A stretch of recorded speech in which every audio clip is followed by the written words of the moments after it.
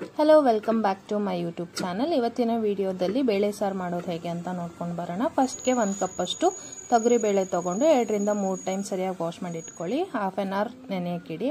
ಅರ್ಧ ಗಂಟೆ ಆದಮೇಲೆ ಕುಕ್ಕರ್ಗೆ ಹಾಕ್ಕೋಬೇಕು. 2 ದೊಡ್ಡ ಟೊಮ್ಯಾಟೊ ಈ ಥರ ಕಟ್ ಮಾಡಿ ಹಾಕ್ಕೊಳ್ಳಿ.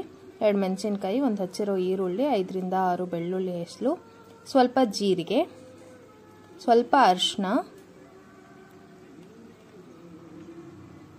ಸ್ವಲ್ಪ 1/2 ಸ್ಪೂನ್ ಅಷ್ಟು ಎಣ್ಣೆ, 1 ಗ್ಲಾಸ್ ನೀರು ಹಾಕಿ 4 ವಿಸಿಲ್ ಆಗೋವರೆಗೂ ಬಿಡಬೇಕು. ಇವಾಗ ಒಗ್ಗರಣೆಗೆ 2 ಸ್ಪೂನ್ ಅಷ್ಟು ಎಣ್ಣೆ, ಸ್ವಲ್ಪ ಸಾಸಿವೆ, ಹಾಗೆ ಸ್ವಲ್ಪ ಜೀರಿಗೆ, 1 5 ಎಲೆ ಅಷ್ಟು ಕರಿಬೇವು.